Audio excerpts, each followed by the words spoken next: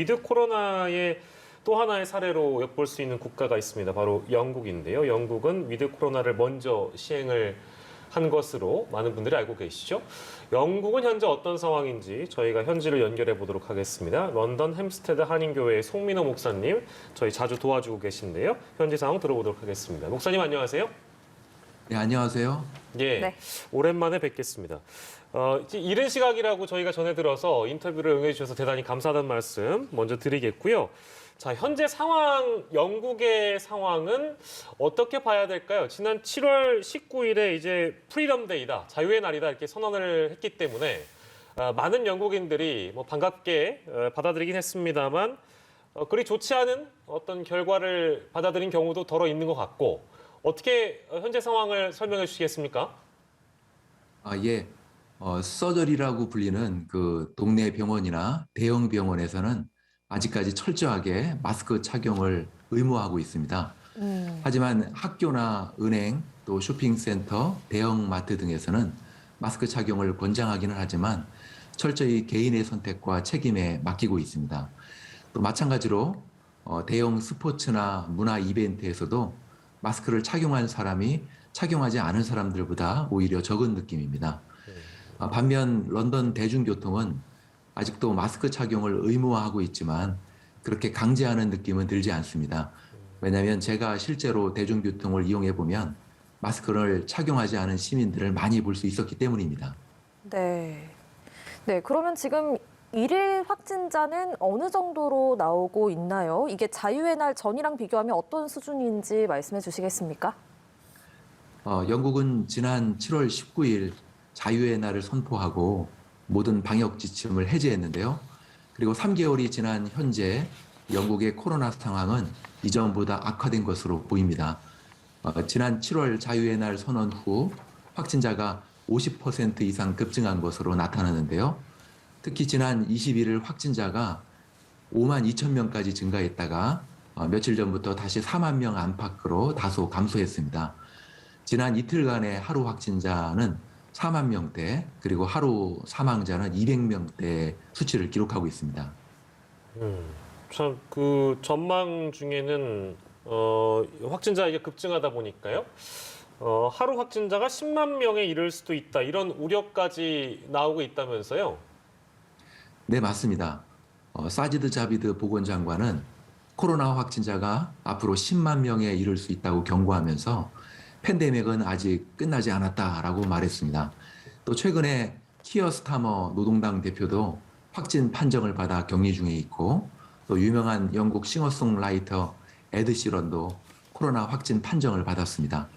영국 의사협회 BMA는 이번 겨울에 확진자가 10만 명에 이를 수 있다고 발표하면서 앞으로 3개월 후 겨울 기간 동안이 가장 큰 위기가 될 것이라고 그렇게 내다보고 있습니다. 네, 영국은 세계에서 가장 먼저 백신 접종을 시작한 나라잖아요. 백신 접종 완료율이 70%에 이르는 것으로 전해지고 있는데 그러면 이렇게 상황이 심각해진 배경을 현지에서는 어떻게 분석하고 있는지도 궁금하거든요.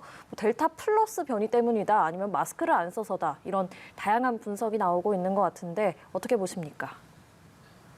제 의견에는 원인은 한두 가지가 아니라 다양한 원인들이 맞물려서 이런 결과가 나오지 않았나 그렇게 생각됩니다. 말씀하신 대로 마스크를 너무 빨리 벗은 탓도 있을 것이고 또 백신 접종률이 80%에 가깝지만 백신의 면역력이 감소한 탓도 있을 것입니다. 그중에서 델타 플러스 변이 바이러스의 영향도 이것들 못지않게 심각한데요. 현재 영국 코로나 바이러스 확진자의 99.8%가 델타 변이로 나타났고 이 가운데 상당수가 AY 4.2라고 불리는 그 델타 플러스 변이 바이러스로 보고되고 있습니다. 이 델타 플러스 변이 바이러스에 감염되면 증세가 더 심각해지거나 백신 효과를 떨어뜨린다는 증거는 아직 없지만 감염률을 상당히 높이는 데에는 분명한 상관관계가 있는 것으로 그렇게 보고 있습니다. 네. 하루 4, 5만 명의 신규 확진자가 나오거나 그 이상을 이제 넘어가는 상황이 되니까 플랜 B를 도입하자 이제 이런 논의도 있는 모양입니다. 플랜 B가 구체적으로 어떤 것들인지요? 예, 말씀하신 대로 영국에서 하루 확진자 5만 명이 초과하자 이 플랜 B를 도입하자는 목소리가 영국에서 점점 높아져 가고 있는데요. 플랜 B의 내용은 먼저 마스크 착용 의무화, 그리고 두 번째로 백신 여권을 통한 코비드 인증, 그리고 세 번째로 키워커를 제외한 비필수 업종의 재택근무 권고 등을 골자로 하고 있습니다. 주로 의료계와 야당에서 이 플랜 B를 강력히 촉구하고 있는데요. 네. 집권 여당인 보수당은 현재까지 이 계획이 필요하지 않다고 그렇게 보고 있습니다.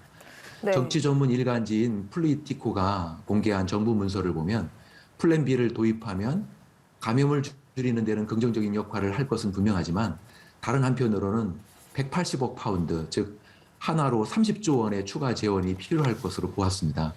그래서 지난 수요일 리시 수낙 재무부 장관도 내년 예산을 발표하면서 영국이 만약 플랜 B로 전환한다면 내년 3월까지 100억에서 최대 180억 파운드의 비용이 들 것이고, 따라서 이 조치는 영국 경제에 막대한 피해를 입히게 될 것이라고 그렇게 경고했습니다. 따라서 영국 정부도 이 플랜 B를 긍정적으로 보고는 있지만 막대한 예산 탓에 주저하고 있는 것으로 그렇게 보입니다. 네, 영국 정부는 대신해서 백신 접종에 힘을 싣고 있다 이런 목소리도 들리는데요. 또 궁금한 게 우리나라는 소아청소년에 대한 백신 접종을 개인이 선택하도록 하고 있잖아요.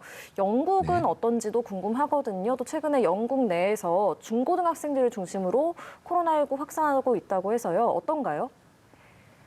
네, 국민건강보험 NHS는 각 학교마다 접종일을 지정해서 학교를 순회하면서 백신 접종 캠페인을 벌이고 있기 때문에 저희 아이도 온라인 예약 없이 학교에서 백신을 맞을 수 있었습니다.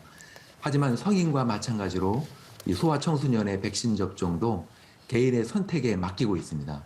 저희 아이가 다니는 영국 학교의 11학년 전체 학생 가운데 약 50명 정도만 접종했다는 이야기를 들었습니다. 그래서인지 이 중고등학교의 그 확진자 수치가 확산되고 있고요. 이제는 초등학교에서도 확진자 수치가 전반적으로 증가하는 추세를 보이고 있습니다. 저희 교회 교인분의 그 자녀가 다니는 초등학교에서도 전체 20%의 아이들이 확진되었다는 소식을 들었습니다. 그만큼 어린이나 청소년들의 확진자 비율이 높아지고 있는 것으로 보입니다. 예, 오늘 말씀 감사드리고요. 영국의 상황 잘 들어봤습니다. 영국 런던 햄스테드 한인교회 송민호 목사와 함께했습니다. 고맙습니다. 고맙습니다. 네, 감사합니다.